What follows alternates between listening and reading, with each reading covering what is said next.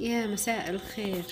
اليوم نبدأ معانا كعك جوز الهند أو بسكوت جوز الهند اللي تحبونه. المهم طريقة حلوة هشة وطعمه لذيذ جدا. معانا هنا كوب ونص زبدة، ومعانا كوب مليان سكر، وطبعا بيضتين وفانيليا. بحط لكم بصندوق الوصف كل المقادير. هنا بنقلب الزبدة والسكر.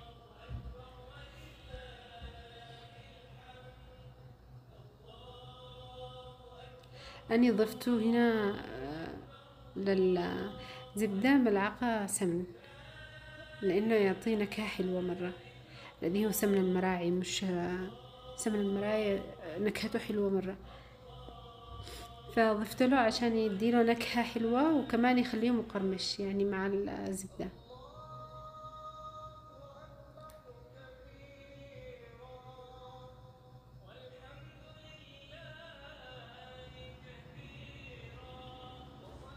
نبدأ هنا نضيف السكر، نخليه يتقلب. طبعا سكر بودر،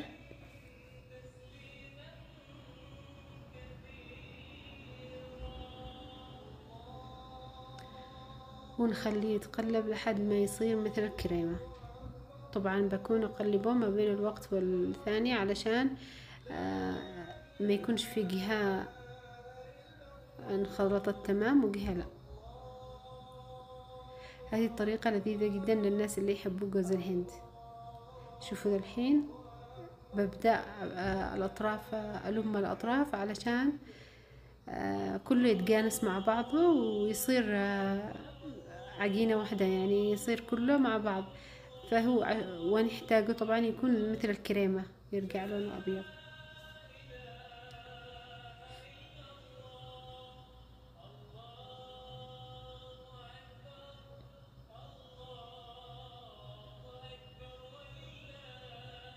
شوفوا كيف وقعت بيضة، رجعت بيضة وهشة مثل الكريمة. هنا أضفت البيضة بيضة، هي بيضتين بضيفها على مرتين. طبعا أني عاملة للبيضتين ملعقة صغيرة فانيليا.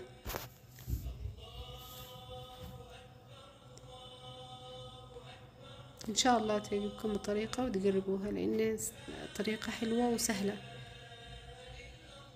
نخلي البيض لحد ما يتقلب تماما مع بعض ويختفي، بعدين بنبدأ نضيف. شوفوا، وهنا كمان عشان نتأكد انه البيض دخل للكل برضو نبعد الأطراف ونشغله مرة ثانية.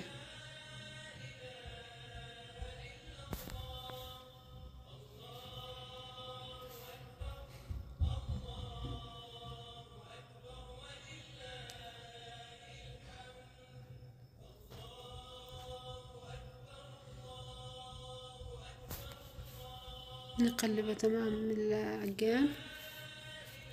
بعد كده بنضيف له جوز الهند.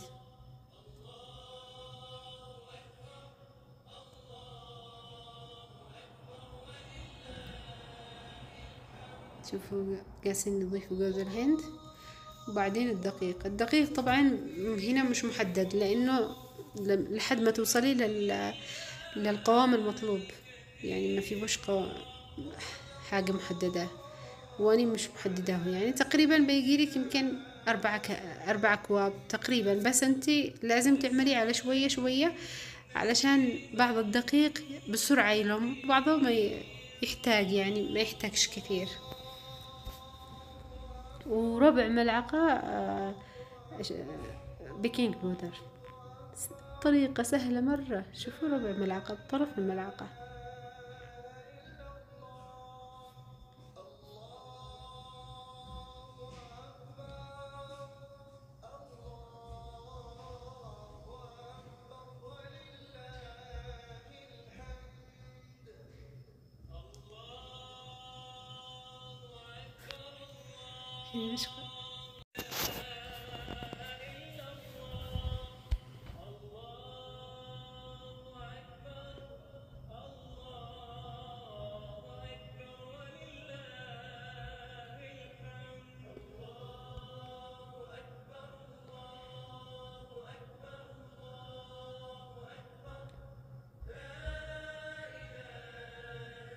خلاص هنا نزلنا.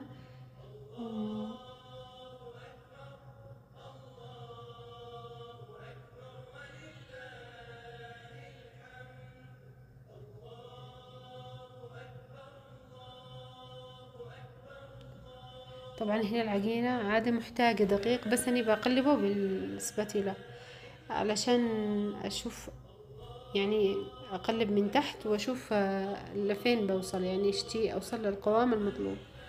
بكمل مع نفسي، بقلبه هنا مع الدقيق لحد ما أوصل للقوام المطلوب. بس أخرج الدقيق اللي هو تحت علشان ما يكونش في جهة وجهة لا.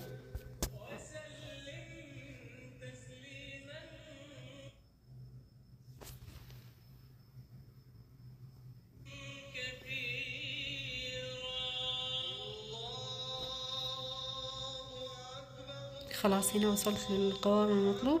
ببدأ أوريكم بس كيف الشكل. أني أكوره وأخليه زي اللانكشير تقريبا، وكل واحد على ما يحب الشكل حقه. وبتشوفوا بس بعمل لكم حبتين أو 3 وأكمل مع نفسي. حابين تعملوا من فوق جوز الهند ممكن عادي. أني عملت من فوق شوية جوز الهند. مش حابين عادي، بس طعمه لذيذ جدا.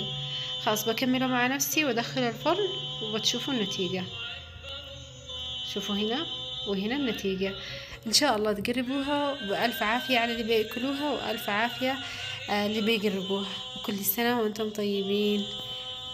لا تنسون اللايك والشير والسبسكرايب.